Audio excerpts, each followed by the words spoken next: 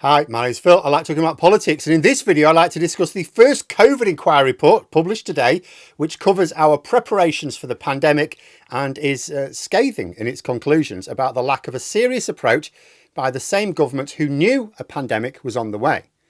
So I'll just say the news is still going a bit mad. All of these things, I mean, this was scheduled, admittedly, but my schedule keeps going all over the place.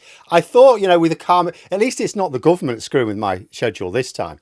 I thought calmer government, I'll be struggling for things to talk about. It's absolutely ridiculous. My list of things to talk about keeps growing. Long may it last.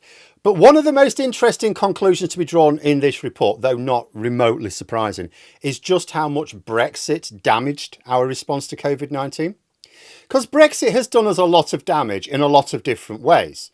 I could argue, indeed have, that Brexit was indirectly responsible for the terrible way we handled the pandemic because it meant having the most unsuitable people heading up the government at the time. The main issue with Brexit is that it's insane. Even most of the people who delivered it, Boris Johnson included, knew it was insane. They did it for personal power or wealth or to keep the party together or whatever. But because the Conservatives had to pretend that Brexit was the best thing ever, once they were committed to it, they could only promote people to senior positions who were either genuine Brexit advocates or really good at pretending. Well, most people can't really keep up an act for that long, so it mostly meant we had the genuine lunatics leading the government by 2020. Those who were simply pretending had fallen by the wayside. But this is an indirect way in which Brexit hampered our response. Our response once COVID hit was not the subject of this report. That comes later. The subject of this first report is all the work leading up to the pandemic itself. And to be fair to the Conservatives, it did mention that work began on updating our pandemic response in 2011. I have said myself when discussing COVID in the past, David Cameron actually took the threat seriously. One of the few things he did take seriously. I have given David Cameron credit on more than one occasion for actually trying to push a global response to pandemic preparations. He urged other world leaders to take the threat seriously. He did actually try. The government had listed as their number one security threat to the nation a global pandemic, albeit they were expecting a flu-based pandemic, not a SARS one. This is picked up in the report as well. But nonetheless, work was undertaken to update our preparations. We had Operation Cygnus reported in 2017. The report says that work was done on implementing recommendations, but there were a couple of main things which completely scuppered those attempts. Now, I say two, the two that I've scanned and focused on. The report is 240 pages long. I'm not going to tell you I've read and digested it all in a couple of hours. I've scanned for things I was expecting to see and found a couple. However, there is a 4-page summary, which I've also read and digested to make sure that what I'm focusing on is not like some spurious things that are out of kilter with the general conclusions. So I think I'm safe. The first of the two major weaknesses in our preparation for was Brexit.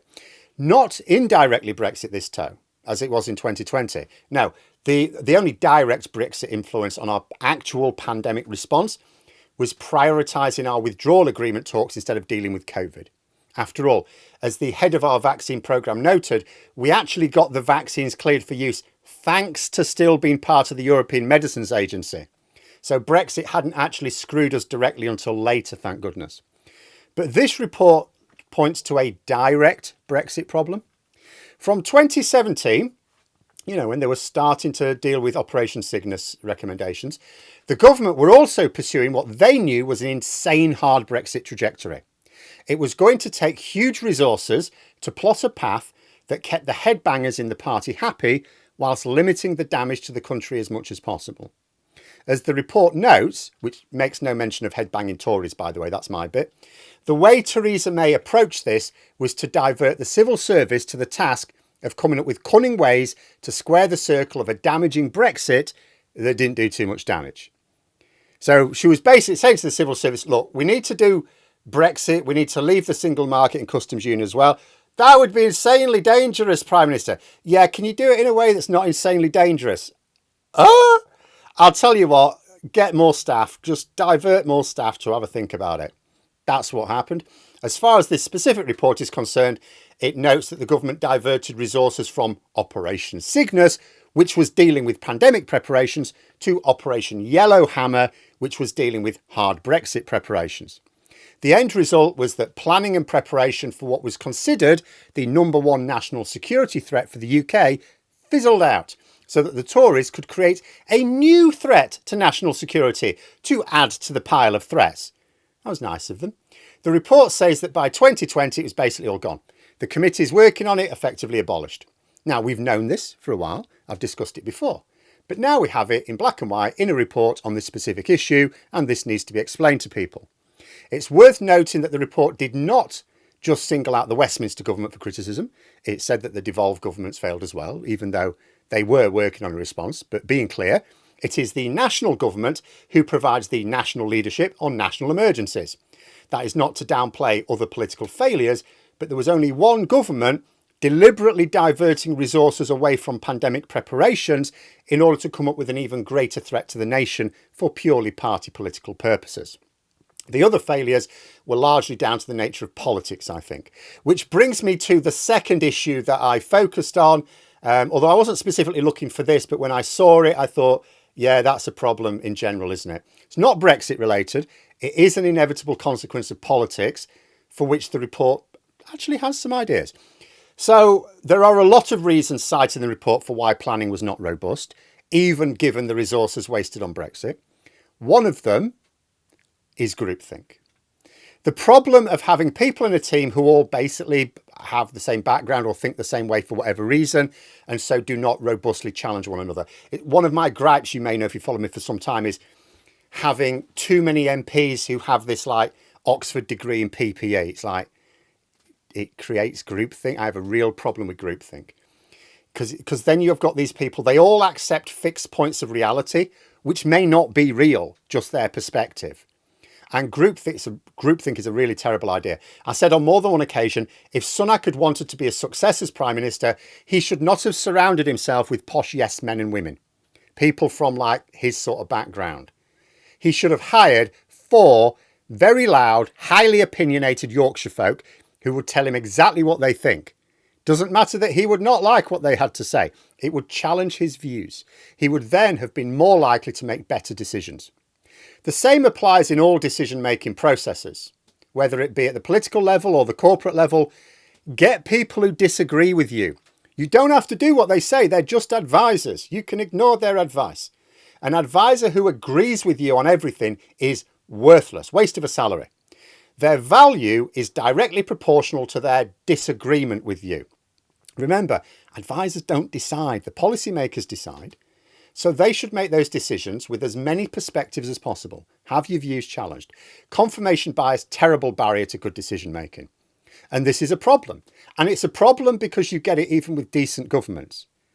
Oh yeah, I listened to what you had to say, or I read that paper you wrote. Yeah, I totally agree with that. I will hire you as my advisor. No. Senior politicians should be saying, your industry considers you to be an expert, so I'd like to hire you as an advisor. Whether you agree with them is irrelevant. Then go to someone else, equally regarded, but with different views, and hire them. So you still have experts that disagree with each other. So they'll present different views to you. But this hardly ever happens. We can move on from the sort of government which prioritised national self-harm in the form of an extreme Brexit instead of national defence. We cannot move on from the groupthink, or at least it's not easy. But the report did actually come up with possible solutions. It said that teams should be a mix of both experts and non-experts, but non-experts with critical thinking skills. It also said that people from outside government and the civil service should be parts of these teams as well. Now, I could see how if these recommendations were to be adopted, groupthink would be countered a little.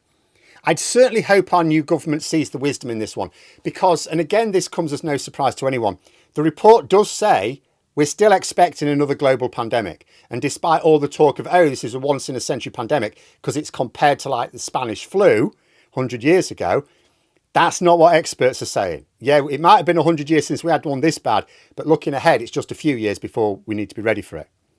You know, they're talking about medium term, and we're less ready for it now than we were for COVID. Actually, we've gotten worse.